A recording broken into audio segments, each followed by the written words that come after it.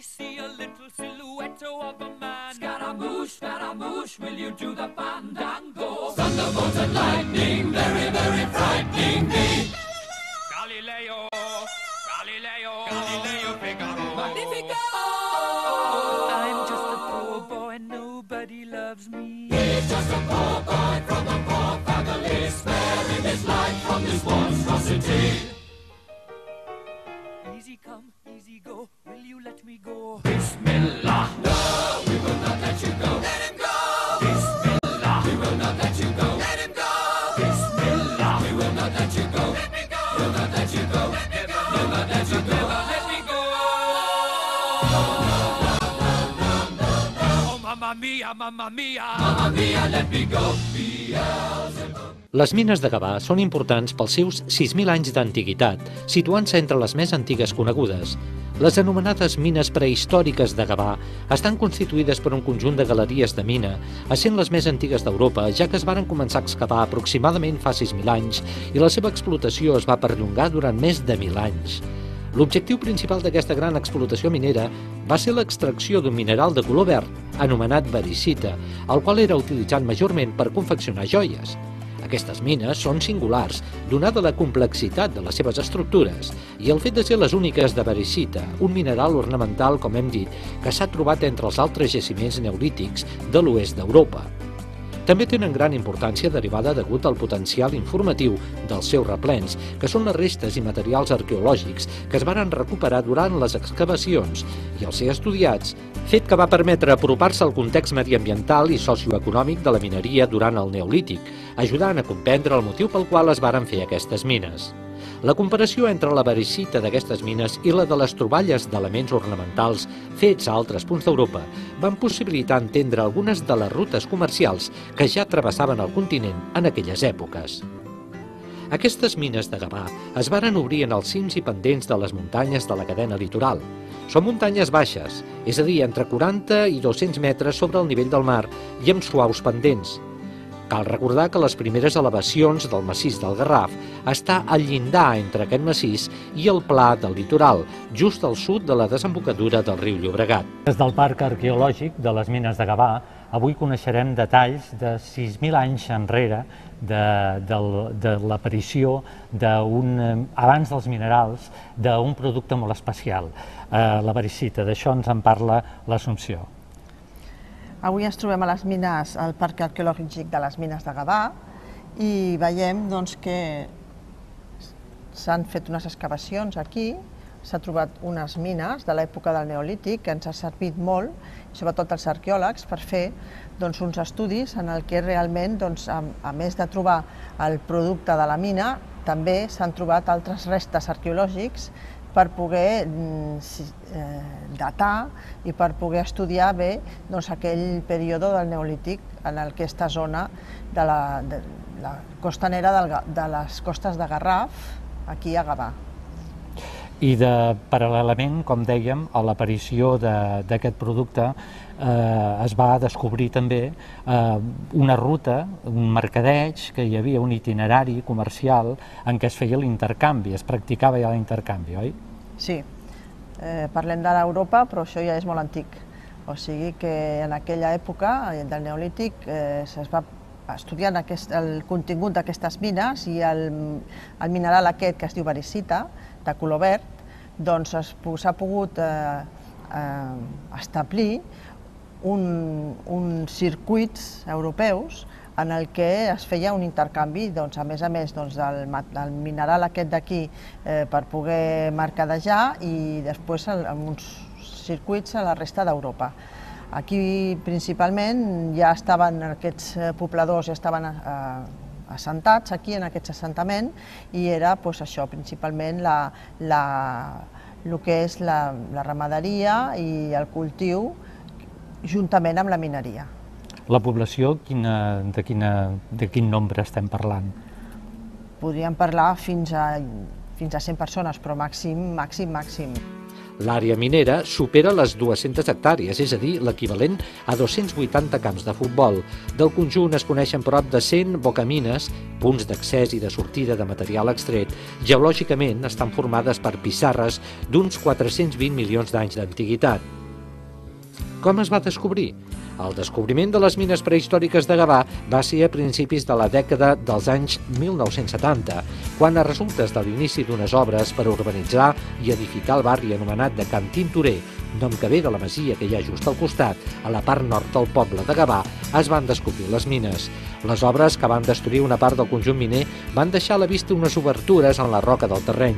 Els arqueòlegs aviat es varen adonar que aquelles cavitats corresponien a les fetes pels homes del Neolític, aparentment per obtindre algun mineral, probablement la varicita, de color verd, ja que es podien veure a la paret filons del mineral explotat. El període neolític no va ser simultani a tota la Mediterrània i a la península Ibèrica se situa cap uns 8.000 anys abans de la nostra era. Aquestes mines, a més d'una complexa xarxa minera, demostra que els que les varen fer tenien coneixements avançats del coneixement de la configuració del terreny i del seu comportament i de com excavar els túnels o galeries, deixant palès que eren una societat avançada, amb fortes creences religioses i posant en pràctica l'intercanvi de béns i coneixements amb d'altres indrets d'Europa. Actualment, es tenen registrats unes 100 boques de mina. El recorregut més llarg actualment visitable és de 45 metres i la sala més gran fa uns 6 metres i mig d'alçada, amb una superfície de 16 metres quadrats. És gairebé segur que encara existeixen altres sales per descobrir. Aquí estem en l'única mostra viva i autèntica que hi ha del que han estat aquestes excavacions, aquestes mines, que tenen una extensió, doncs es calcula, molt important, no? Sí, sí. Aquestes mines es van descobrir cap al 1970 i llavors, doncs, per lo que s'ha pogut fer fins ara, seria com tenen una extensió d'uns 200 hectàrees i això equivaleria com a uns 280 camps de futbol, perquè ens féssim una mica d'idea d'aquesta extensió. No és una mina tancada, sinó que és una mina que se segueix investigant, se segueix fent recerca i això són les bases perquè avanci el que coneixem al camp arqueològic, el que coneixem en arqueologia. I tot el que ha anat sortint, aquests sediments i aquests també rellenos de totes aquestes galeries, aquestes poquetes que podem veure, doncs tot això serveix i ha servit per l'exposició que hi ha aquí dalt en aquest museu de tot tipus d'elements i tot tipus de vestigis del que s'ha anat traient a l'obrir i a anar descobrint aquestes galeries subterrànies, que és una pena que no pugui passar per aquí, perquè veig que és superinteressant, però... El que és evident, com ens explicava el conservador, és que s'està investigant permanentment, que els arqueòlegs hi tenen feina per molts anys i això permet també utilitzar noves tècniques que no siguin tan destructives amb els documents inicials com és el que ara passa, no? Sí, això hi ha una gran sort que en aquest camp s'avança tècnicament i totes les tècniques de fa 20 anys o 30 anys que s'utilitzaven, doncs, per exemple, com les antigues mines que s'havien excavat a Santander, les mines aquelles que es van poder veure, doncs d'Altamira, era una forma que és bastant destructiu, però ara es va fent uns progressos per poder anar fent d'una manera molt més acurada i respectuosa per poder tenir unes mostres del que hi havia, en aquest cas, al Neolític. Ens veiem que aquí, en aquesta zona on estan aquestes mines situades, cal remarcar, que també està explicat aquí a dalt del museu, cal remarcar el que és l'entorn ecològic, l'entorn del medi, que és un entorn de la vegetació que hi havia en aquella època, que això també és molt important.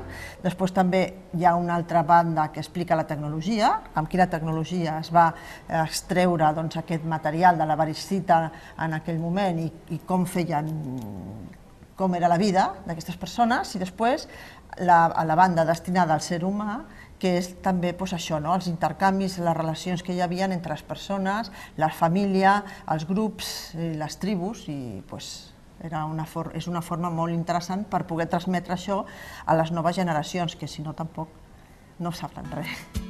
A la part superior de la boca de la mina trobem una explicació sobre la seva existència, dividida en 3 àmbits: el medi, la tecnologia i el ser humà. Per protegir les galeries originals de la mina, s'ha recreat una còpia idèntica a uns pocs metres amb criteris molt didàctics.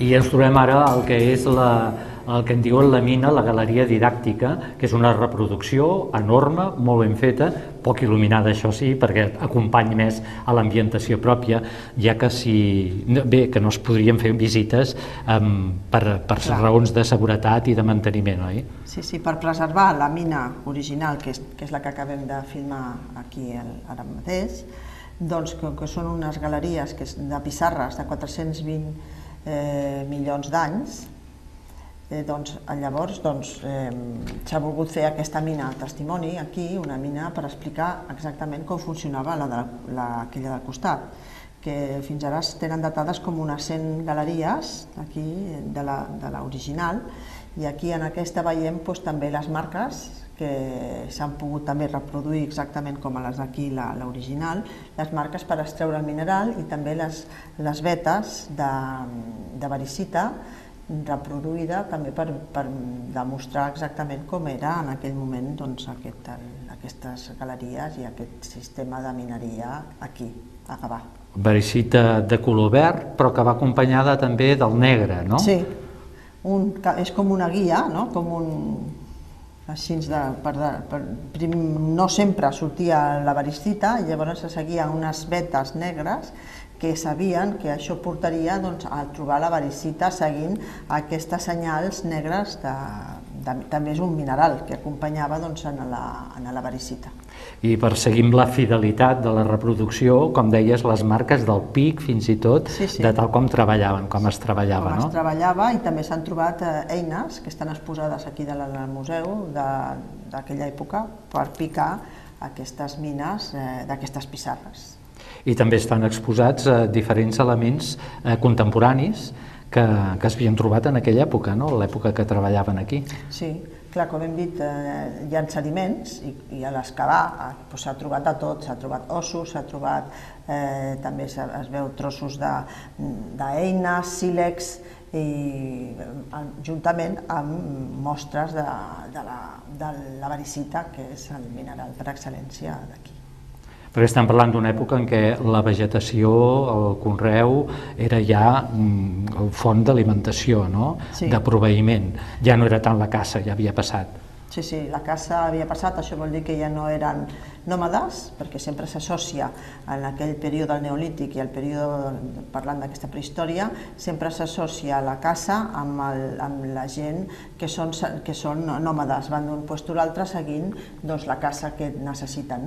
I llavors aquí ja és sedentari, els que es troben aquí, sedentaris, i vol dir que fan el conreu, perquè els obliga a quedar-se sobre el territori, el conreu, i després també la ramaderia que també ho combinen amb el conreu, i en aquest cas amb la mineria d'aquestes mines que estem aquí en el prelitoral de les costes del Garraf.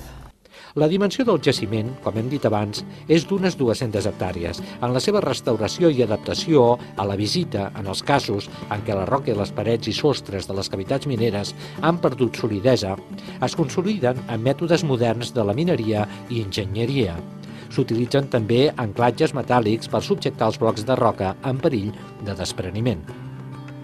Donada la pressió urbanística de la zona, com hem dit, estan a mig de la part moderna del casc urbà. L'any 1996, la Generalitat de Catalunya les va declarar B5, Bé Cultural d'Interès Nacional, el major grau de protecció previst per la Llei del Patrimoni Cultural Català. Aquestes mines estan incloses dins dels 100 elements emblemàtics del patrimoni industrial català, en el capítol d'activitats preindustrials. Aquest centre de les mines de Gavà es troba situat al barri de Can Tintorer, i és que aquí és on es va descobrir ja fa uns anys, i amb raó d'unes obres, oi? Sí, una miqueta més amunt està una antiga masia molt bonica que es deia Masia de Can Tintorer, que també forma part de tot aquest complex de les mines de Gavà. I llavors ens donem compte que, com hem dit, en 1970 es descobreixen aquestes mines per casualitat, quasi, no? Perquè tot aquí es va fer Actuació una urbanística. actuació urbanística, i amb aquesta actuació urbanística doncs, a la necessitat va fer que a les excavacions es trobés doncs, aquestes mines. Llavors, el 1996, l'Ajuntament de Gavà compra aquest indret i es fa una instància perquè sigui declarat BIC, Bé d'Interès Nacional aquí a Catalunya, que és el que és les mines prehistòriques de Gavà, i després, a partir d'aquest moment, es consolida i es van fent, com hem dit abans, es continua fent estudis sobre aquestes 200 hectàrees que hi ha de galeries, túnels, de lo que estan constituïts aquestes mines. Al fer l'Associació del Museu de la Ciència Tècnica i Arqueologia Industrial de Catalunya, al fer un llibre que es diu Els 100 elements del patrimoni industrial a Catalunya, en el 2002, l'any 2002, doncs es va incloure les mines de Gavà a dintre d'aquest llibre en el que recull els llocs més emblemàtics del patrimoni industrial de Catalunya. Com que aquestes mines les considerarem preindustrial, doncs llavors també en el capítol del preindustrial està incloses les mines prehistòriques de Gavà. Hem volgut visitar la Universitat Politècnica de Manresa, l'EPSEM, on el professor doctor Josep Font Soldevila ens ha parlat de la col·laboració d'alumnes de l'EPSEM amb les excavacions mineres d'alguns països de Sud-amèrica. Unes excavacions de les que el procés és molt semblant al de fa anys a casa nostra, i en concret el que es feia servir a Gavà. Avui ens trobem a una de les sales de l'EPSEM, de l'Escola Politècnica Superior d'Enginyeria Tècnica de Manresa, i amb el doctor Josep Font Soldevila, que és el director de la secció d'investigació i prospeccions mineres. Volem parlar precisament de les prospeccions avui en dia, com es treballa avui dia al món de les mines, semblant al que havíem vist en el reportatge d'avui de les mines de Gavà, però de fa molts anys. Senyor Font, doctor Font, com s'està treballant encara avui dia a alguns països de Sud-amèrica sobre aquestes prospeccions? Mira, és molt curiós, perquè actualment nosaltres tenim unes experiències amb els alumnes que van a fer pràctiques a Sud-amèrica, doncs que s'està treballant idènticament com fa 6.000 anys aquí les mines prehistòriques de Gavà. O sigui, aquella gent tenien un sisè sentit d'orientació molt desenvolupat i que potser ara no hi és tant, però la metodologia és la mateixa, o sigui, és manualment, amb escarpa i martell, i abans ho feien amb ossos i pedres, però l'excavació, la cognició que consisteix en trencar la pedra i profunditzar és la mateixa. I per què rebutgen les tecnologies actuals? Per pobresa.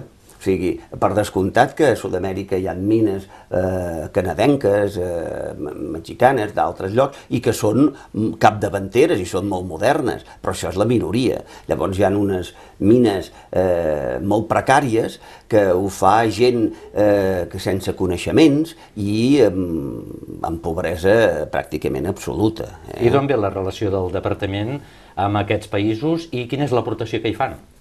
Mira, en això estem molt contents, perquè ja fa de l'any 89, 90, cada any que marxen de l'ordre de 10 persones o 14 estudiants, amb què van a fer pràctiques voluntaris a nivell de cooperació. Nosaltres normalment fem un avançament, com els professors, doncs de veure allà quins llocs poden ser més importants o més interessants, i llavors els anys següents normalment hi van aquests alumnes i que van a fer pràctiques, però com a aportació. Com a aportació de coneixements que hi poden haver-hi aquí, però jo crec que en aquest caire potser és més important l'experiència humana d'aquests nostres joves, que quan van allà en aquest món tan pobre, amb unes situacions tan precàries i com subsisteixen. Jo sempre ho diem que els nostres estudiants crec que aprenen més anant allà que no pas els que allà aprenen de la nostra cultura. I quin tipus de minerals o pedres treuen d'aquestes mines? El cas de Sud-amèrica, la majoria és hort, és metalls i principalment és l'hort. És el que és més apreuat. Aquests nois, quan van allà, hi ha cooperatives, normalment, i nosaltres contactem amb aquestes cooperatives que fan extracció d'or, i ells intenten col·laborar, intenten aportar tecnologies simples, però que els puguin aportar allà. Pensem que l'hort, esclar, també s'està extraient allà, com ho feien els espanyols quan van descobrir el món, amb mercuri. Hi ha altres processos, però actualment el mercuri és la tecnologia més simple, ja que el que fan és trituren les pedres que arranquen, però manualment, que és això, i ho transporten a les espatlles, fins que troben un camió, etc. I llavors el que fan, ho trinxen amb uns molins manuals i hi posen el mercuri. Aquest mercuri, quan troba l'or, les petites partícules d'or, fa una amalgama i després separen el mercuri, o millor dit l'amalgama, i el cremen amb un bufador, amb un soplet d'aquests calorífics. I què passa aquí? Que hi ha un altre problema, és la intoxicació per mercuri. Tots aquests fums, aquella gent d'allà, se'l respiren perquè no els hi passa res, però això és acumulatiu i la vida mitja d'aquests treballadors allà, que normalment és al mig de la selva o en altres indrets, és molt precària, es moren abans de 60 anys. I això també és una altra acció que fem. Amb aquests joves que van allà, no només els hi diuen coses de mineria, sinó també coses del medi ambient, coses de lo danyí que és, de lo dolent, la benzina que és el respirar el mercuri. Jo crec que anem fent passos, però crec que sí que és interessant aquestes experiències. Crida l'atenció la precarietat en què s'està treballant allà, tenint en compte que el resultat final, l'obtenció del producte, si és or, deu reportar beneficis importants a algú. Com és que no s'intenti agilitzar, modernitzar el procés per treure encara més beneficis, evidentment? Mira, jo, si em permets, vull explicar una cosa, que és el que estem transmitint amb els nois i noies que van allà. Mira, al món, per descomptat, que hi ha unes diferències molt abismals entre uns països i uns altres. Creiem que la riquesa del món hi és, o sigui que tal com el menjar i com la riquesa natural dona encara per molta gent, encara per més milions de persones que siguem, encara dona per més. El que falla, el que no està equilibrat, és la distribució de la riquesa o del menjar. El que passa que això, que és tan obvi, però per arreglar aquesta distribució, creiem nosaltres que una de les eines és l'ensenyament, és la formació. Dic tot això perquè aquests països, com t'he dit, a Nicaragua, que és el que Perú, aquestes que estem allà a Bolívia, en què la gent és pobra, però el país és molt ric. Tenen la majoria dels recursos minerals o naturals estan allà, no han de patir normalment per l'aigua, els minerals els que vulguin. Què els hi falta? Tecnologia. Doncs és el que intentem nosaltres, des d'aquí a l'EPSEM i des d'aquí a la UPC, anar fent que joves que tinguin uns coneixements d'aquí, que hagin vist les nostres experiències, que puguin anar allà a explicar la tecnologia que hi ha. Per descomptat que és un dilema, això, perquè entrem en què qui som nosaltres per anar a colonitzar amb l'aspecte negatiu. Però sí que els hi diem, i ells ho fan, i ho fan molt bé, que ells van allà i fer servir un GPS, que cada cop és molt fàcil, això els pot ajudar molt, fer servir tècniques que aquí poden ser molt habituals, però allà no, o fins i tot ensenyar la higiene, ensenyar a redactar una carta, o fer un correu electrònic, o fer servir una fulla d'Excel. Això els nostres alumnes estan molt capacitats, estan molt conscienciats, i creiem que una mica, un gra de sorra en aquest desert, jo crec que sí que li aportem. Però, com he dit, quan tornen els alumnes estan encantadíssims i estan perquè han vist una altra realitat, han vist una altra manera de pensar, han vist que no tot és l'estructura que tenim nosaltres, no? I això crec que també, com he dit al principi, això repercuteix positivament amb els que hi van i han tornat i han vist tot això. No obstant, deu ser una mica frustrant tant pels alumnes com per vostès mateixos que veure que no es deixen ajudar excessivament com vostès voldrien. Sí.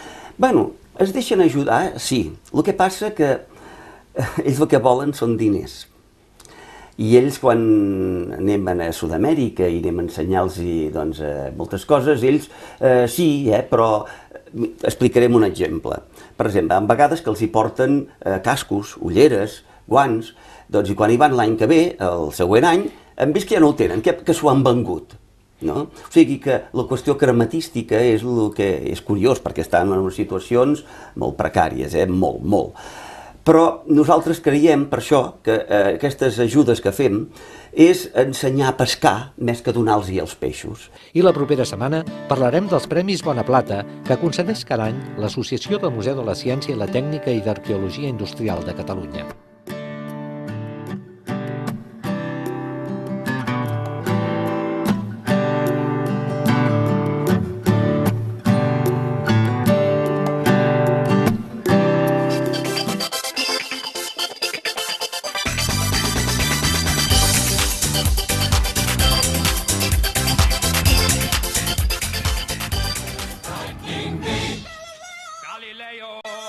Galileo Figaro. Magnifico! I'm just a poor boy and nobody loves me. He's just a poor boy.